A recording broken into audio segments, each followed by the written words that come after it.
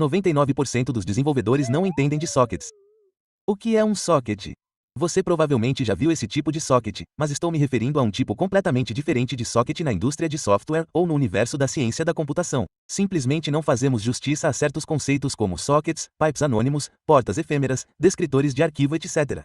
Esses conceitos acabam sendo construções amorfas e vagas na mente da maioria dos desenvolvedores. E há uma série de conceitos e jargões adicionais que não são ensinados com detalhes suficientes e que precisam ser abordados. Então, neste vídeo, explicarei exatamente o que você precisa saber sobre sockets e darei uma prévia do que são sockets. Então, da próxima vez que alguém lhe perguntar: "Ei, você pode me explicar o que é um socket, como o TCP ou o UDP aproveita os sockets e em qual camada do modelo OS os sockets operam?", você não ficará em branco.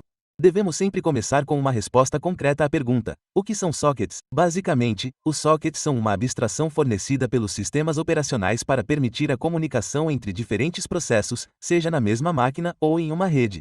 São terminais de um canal de comunicação bidirecional. Portanto, quando duas máquinas ou dois aplicativos precisam se comunicar pela internet ou por uma rede local, cada lado dessa comunicação criará um socket. E um socket é essencialmente uma construção de software que envolve uma combinação de um protocolo, como o TCP ou UDP, um endereço IP e um número de porta. O sistema operacional usa essa combinação para rotear mensagens adequadamente. Você pode pensar nisso como um telefone. Um socket é o telefone, e o endereço IP e a porta juntos são como o número de telefone e o ramal. As duas partes devem discar uma para a outra corretamente para estabelecer uma conexão. Mas talvez você já tenha ouvido falar do modelo OSI, mas está curioso para saber onde os sockets se encaixam nesse modelo. Portanto, para entender os sockets em contexto, você deve colocá-los no modelo OSI, que é uma estrutura conceitual de como os sistemas de rede se comunicam. Os sockets operam principalmente na camada de transporte ou camada 4 do modelo OSI. A camada de aplicação ou camada 7, como seu navegador da web, ou um serviço de back-end, faz chamadas para a API do socket solicitando o envio ou recebimento de dados. O socket então encapsula os dados em segmentos TCP ou UDP, adiciona alguns cabeçalhos e os envia para a camada de rede ou camada 3, que lida com o roteamento IP. Os sockets fornecem, portanto, uma interface limpa entre a lógica do aplicativo e a pilha de rede subjacente e protegem os desenvolvedores das complexidades de roteamento, fragmentação de pacotes, retransmissão, etc. Certo, mas antes de entender completamente os sockets, você precisa perceber que existem sockets TCP e UDP, e esses são os dois principais tipos de sockets. Os sockets TCP ou protocolo de controle de transmissão são orientados à conexão e fornecem transmissão de dados confiável, ordenada e com verificação de erros. Antes que os dados sejam enviados, um handshake de 3 vias é executado para estabelecer a conexão envolvendo a troca de pacotes SYN e ACK.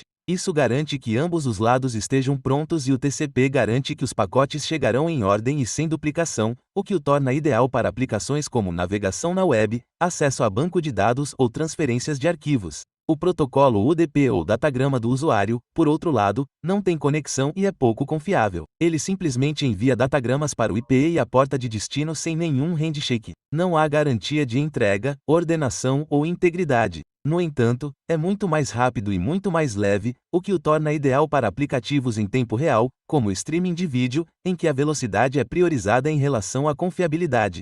Se você estiver interessado em levar suas habilidades de engenharia de software para o próximo nível, recomendo que crie projetos. Não estou falando em entrar no inferno dos tutoriais e criar uma lista de tarefas, uma calculadora ou um aplicativo de previsão do tempo.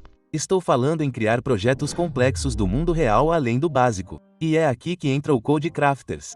Esta plataforma fornece ferramentas interativas para criar ferramentas de desenvolvedor do zero. Há vários cursos que ensinam a criar o JIT do zero, criar um banco de dados Redis na memória, um servidor web HTTP, seu próprio Docker, seu próprio servidor DNS e muitos outros. Eu, pessoalmente, adoro o fato de haver suporte integrado para mais de 20 idiomas diferentes. Minha linguagem favorita, claro, é Golang, mas eu recomendo fortemente que você experimente uma linguagem mais nova, como Zig. Estou feliz em anunciar que estou fazendo uma parceria com a Codecrafters para oferecer a todos os meus espectadores um desconto de 40%. Para mais detalhes, você pode encontrar um link na descrição abaixo, bem como no comentário fixado. Certo, mas quando falamos sobre o ciclo de vida do socket, ainda não entendemos completamente a perspectiva do servidor e a perspectiva do cliente. No lado do servidor, o socket segue um ciclo de vida específico. Ele começa com a criação de um socket de escuta, que é vinculado a um endereço IP e porta específicos. Esse socket não se comunica diretamente, mas aguarda as conexões de entrada do cliente. Depois que um cliente inicia uma conexão, o servidor a aceita, criando uma nova instância de socket dedicada a esse cliente específico, e o socket original continua escutando novas solicitações.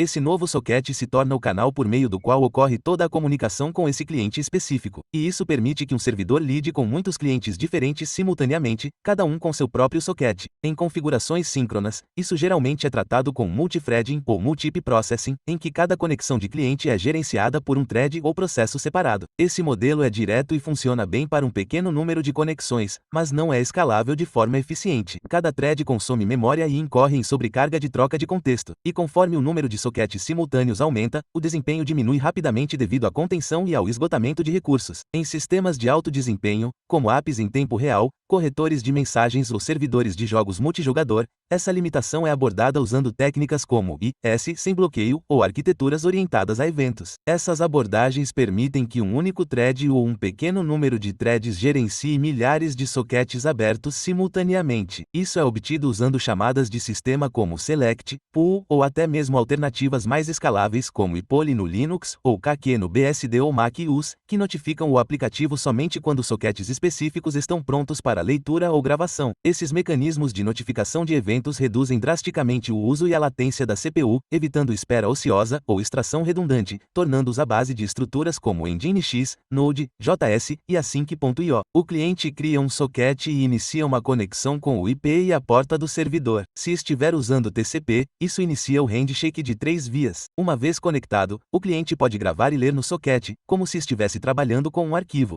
Sockets, em sistemas Unix, funcionam como descritores de arquivo, usados em chamadas de sistema como leitura e gravação. Precisa de um lembrete sobre descritor de arquivo? Ao abrir um arquivo, o sistema operacional cria uma entrada representando-o e armazenando suas informações. Portanto, se houver 100 arquivos abertos no seu sistema operacional, haverá 100 entradas correspondentes no sistema operacional em algum lugar do kernel, e essas entradas são representadas por números inteiros como 100 bilhões, 101 milhões, 102.103. E esse número de entrada é o descritor de arquivo. É só um inteiro que identifica exclusivamente um arquivo aberto no processo. Se seu processo abre 10 arquivos, sua tabela de processos terá 10 entradas para descritores de arquivo. Similarmente, um socket de rede aberto é representado por um inteiro, neste caso, um descritor de socket. Após o término da comunicação, espera-se que tanto o cliente quanto o servidor fechem o socket para liberar recursos do sistema e evitar vazamentos de memória. Sockets incorretamente fechados esgotam recursos em servidores sobrecarregados. Existem peculiaridades interessantes nos detalhes internos dos sockets. Portanto, para sockets TCP, o sistema mantém uma máquina de estado para cada conexão. Existem alguns estados comuns, como escuta, sim enviado, sim recebido, estabelecido, peso final 1, peso de tempo e peso de fechamento. E esses estados representam várias fases da configuração, manutenção e encerramento da conexão. Por exemplo, o estado de peso de tempo garante que os pacotes atrasados de uma conexão antiga não sejam mal interpretados como parte de uma nova. O conhecimento desses estados é essencial para diagnosticar problemas como exaustão de portas ou vazamentos de sockets, que geralmente afetam servidores antigos ou aplicativos de alta simultaneidade. Mas como o sistema operacional lida com o número da porta e a exclusividade do socket? Cada socket é identificado exclusivamente por um protocolo de 5 tuplas: IP de origem, porta de origem, IP de destino e porta de destino. Essa combinação permite que o sistema operacional faça distinção entre várias conexões simultâneas, mesmo que todas estejam se comunicando com o mesmo servidor e porta remotos. Por exemplo, várias guias do navegador que se conectam a example.com 443 terão uma porta de origem exclusiva atribuída pelo sistema operacional, o que permite que o servidor e o cliente diferenciem essas seções. Esse mecanismo é o que permite que um computador tenha centenas de conexões abertas para serviços remotos diferentes ou até mesmo os mesmos. Embora a maioria das discussões sobre sockets se concentre na comunicação de rede, por exemplo, TCP ou UDP sobre IP, há outro tipo importante conhecido como sockets de domínio Unix, ou UDS. Esses não são sockets de rede, eles são usados para comunicação entre processos ou IPC no mesmo host. O UDS usa um caminho de arquivo no sistema de arquivos, e não um endereço IP e porta. Por exemplo, /temp/app.sock como endereço. Eles são muito mais rápidos do que os sockets de rede, pois ignoram totalmente a pilha de rede e não exigem roteamento de IP ou sobrecarga de protocolo. Existem aplicativos com os quais você provavelmente está familiarizado, como PostgreSQL ou Redis, que geralmente usam o UDS como padrão para comunicação cliente-servidor local quando o desempenho e a segurança são críticos. Mas algo muito importante a ser observado é que os sockets são inerentemente inseguros, e isso ocorre porque eles transmitem dados brutos, a menos que sejam criptografados explicitamente. explicitamente. A comunicação segura por meio de sockets geralmente é obtida por meio da segurança da camada de transporte ou TLS. O TLS envolve uma conexão de socket existente e garante que todos os dados enviados por ela sejam criptografados e autenticados. Em Python, por exemplo, o módulo SSL fornece funcionalidade para envolver um socket simples em TLS. Isso é muito importante para aplicativos que transmitem informações confidenciais, como senhas, transações financeiras, dados privados de usuários, etc.